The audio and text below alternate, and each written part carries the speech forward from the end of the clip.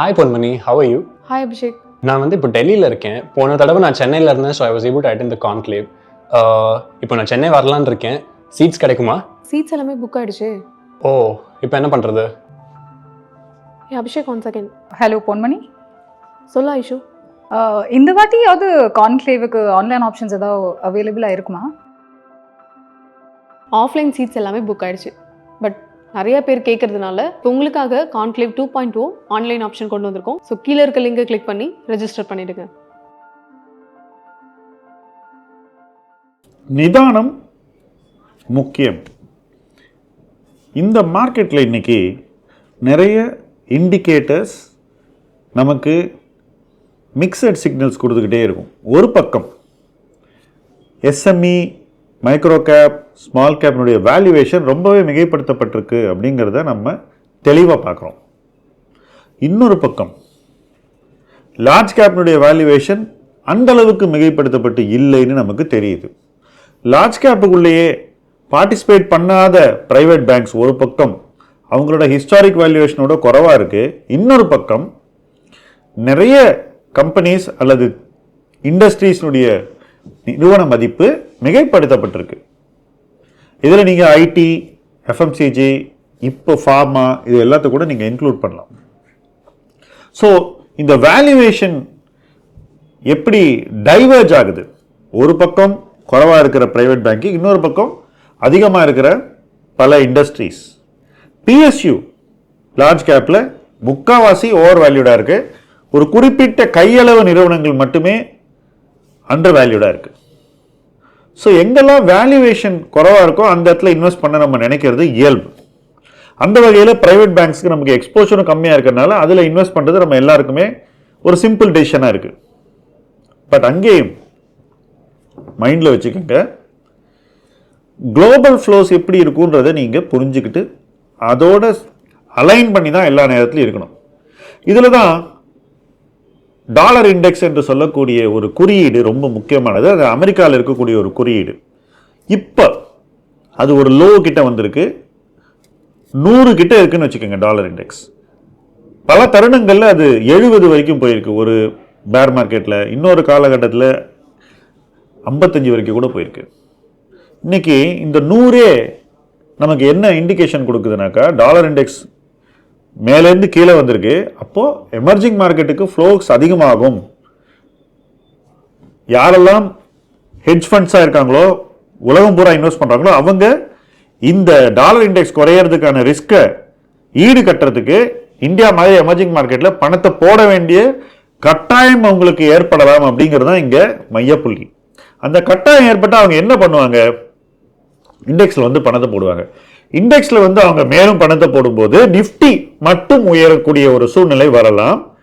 நிஃப்டிக்குள்ள இதுவரைக்கும் ஏறாத bank Nifty மறுபடியும் ஏற வாய்ப்பும் உருவாக்கப்படலாம். ஸோ ஒரு கான்சென்ட்ரேட்டட் ஏரியாவில் பணம் போடுவாங்கன்றது தான் இந்த டாலர் இண்டெக்ஸை பார்க்கும்போது நமக்கு கிடைக்கக்கூடிய ஒரு அறிகுறி. நடந்தால் இது நடக்கலாம். அதே சமயத்தில் ஏற்கனவே ஓவர் வேல்யூட் கம்பெனிஸ்ல அவங்க பணத்தை போட்டாகணும் நிஃப்டிக்குள்ள. ஏன்னா நிஃப்டியை வாங்கினா எல்லா கம்பெனி தான் நீங்கள் வாங்கியாகணும். அப்போ ஏற்கனவே மிகைப்படுத்தப்பட்ட மதிப்பீட்டில் இருக்கிற கம்பெனிஸ் மேலும் மதிப்பில் உயரலாம். இப்போ இந்த மாதிரி இடத்துல ஏன் நிதானம் உதவும்னு சொல்கிறேன். அப்போ விற்கணும்னு முடிவு பண்ணால் கூட ஒரே நாளில் விற்றுட்டு வெளியே போகிறதுக்கான ஒரு சந்தை சூழல் இப்போ இல்லை. நிதானமாக விற்கணும். அப்போ ஏற ஏற கொஞ்சம் கொஞ்சமாக விற்கணும். எங்கே விற்கணும்? எங்கெல்லாம் நிறுவன மதிப்பு மிகைப்படுத்தப்பட்டிருக்கோ அங்கெல்லாம் விற்கணும்.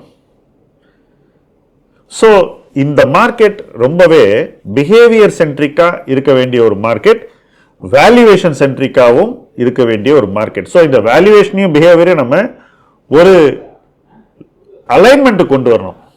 மிஸ் அலைன் ஆகக்கூடாது. பிஹேவியர் ஒரு மாதிரி, வேல்யூவேஷன் இன்னொரு மாதிரின்னு நம்ம பார்க்கக்கூடாது. ரெண்டுமே ஒரே பதத்தில் இருக்கணும். ஸோ இந்த மார்க்கெட்டில் விற்கணும், அதே சமயத்தில் நிதானமாக விற்கணும்.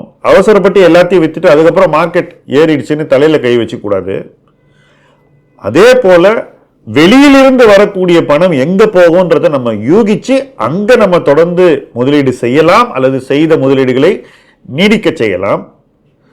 எஃப்ஐஐ எங்கே பணம் போட மாட்டான், ஹெட்ஜ் ஃபண்ட் எங்கே பணம் போட மாட்டான்னு நமக்கு தெளிவாக தெரியுதோ எங்கெல்லாம் வெறும் டிஏயை நம்பி மட்டுமே இருக்கோமோ அந்த இடத்துல நம்ம பணத்தை கொஞ்சம் எடுக்க கூட செய்யலாம்.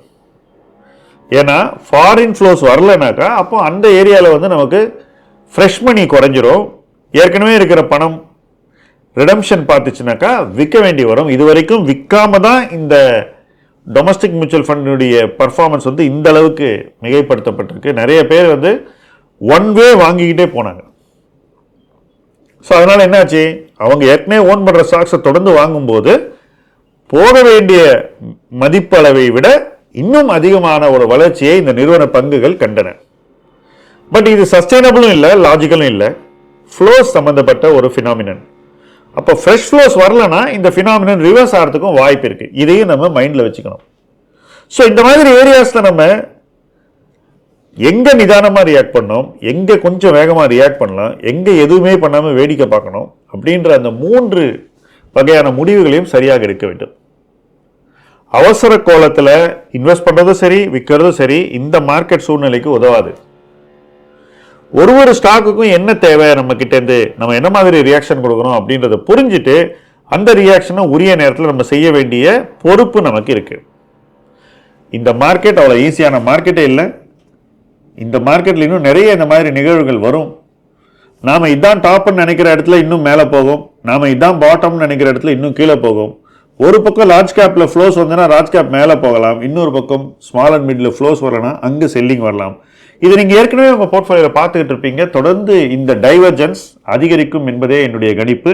அது அதிகரிக்கும் போது நீங்கள் இன்னும் நிதானமாக இருந்து முடிவுகளை அவகாசம் கொடுத்து எடுத்து இம்ப்ளிமெண்ட் பண்ணுறதுலேயும் நிதானத்தை காமிச்சு பணத்தை ரொம்ப கேர்ஃபுல்லாக கையாள வேண்டிய ஒரு சூழ்நிலையில் நம்ம இருக்கோம்.